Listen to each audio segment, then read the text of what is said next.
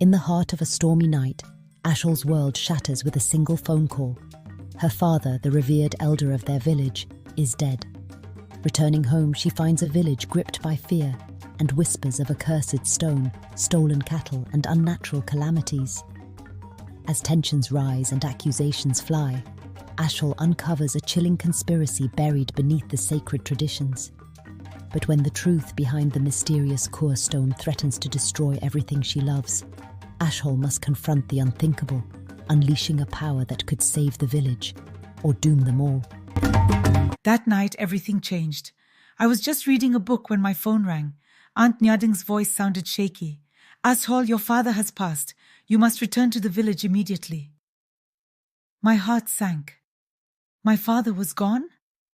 And now I had to go back to the village, a place I hadn't been in years, a place full of rules and traditions I didn't understand. But I couldn't say no. "I'll come," I whispered, even though I felt scared. The village looked the same but felt different. Everyone's eyes followed me, as if they were waiting for something. Elder Achol, an old man with a serious face, approached me. "Your father's last wish was for you to become the guardian of the Kur stone." "What's the Kur stone?" I asked. He pointed to a large black stone in a hut at the center of the village. "It protects us from harm. It's been in our village for generations." I shook my head. "I don't believe in that. Only God can protect us." Bol, my cousin, sneered. "She doesn't respect our ways. How can someone from the city guard the stone?" The villagers murmured in agreement. I felt alone, but I refused to back down. I couldn't sleep. I kept thinking about the Kur stone. Was it really protecting the village, or was it just a rock? Suddenly I heard footsteps outside. My heart raced. I grabbed a lantern and opened the door. The wind howled and shadows danced on the walls, but no one was there. Or so I thought. A whisper came from the darkness. "Leave before it's too late." I spun around, but no one was there. Was someone trying to scare me? The morning brought bad news. The cattle were missing. The villagers said the cows wouldn't come back to the kraal. Later, I heard children were sick, and then a fire broke out in the grain store. Everyone blamed me. "It's because she doesn't believe in the stone," someone shouted. "The ancestors are angry," another villager cried. I tried to explain, but no one listened. Even Elder Achol looked worried. "You must honor the stone, Achol. It's the only way to stop the curse." I needed answers, so I looked through my father's belongings. That's when I found his journal. One page caught my eye. It said, "The stone is just a symbol. The real danger is fear. Fear controls the people."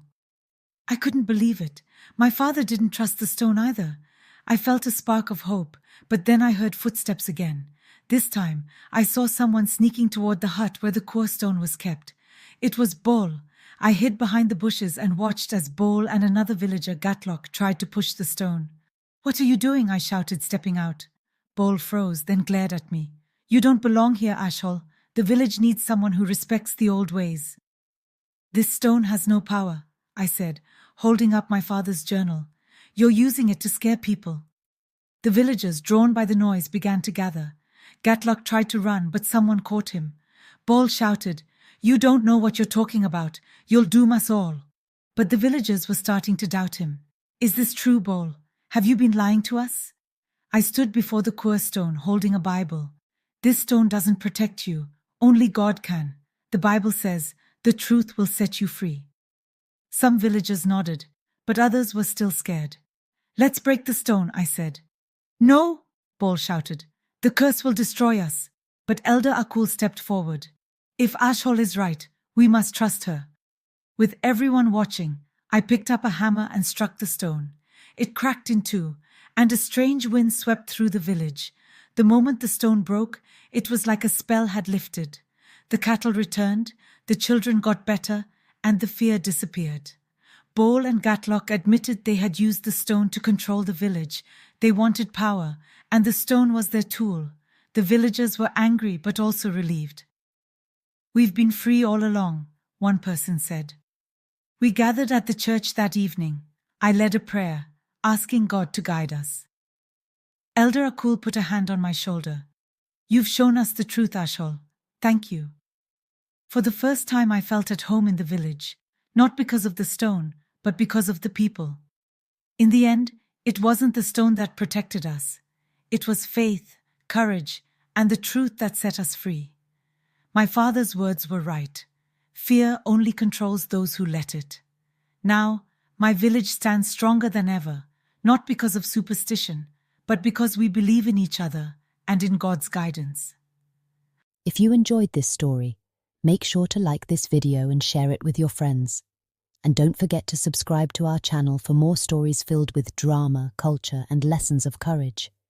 Thank you for watching, and remember, faith and truth can move mountains. See you in the next story.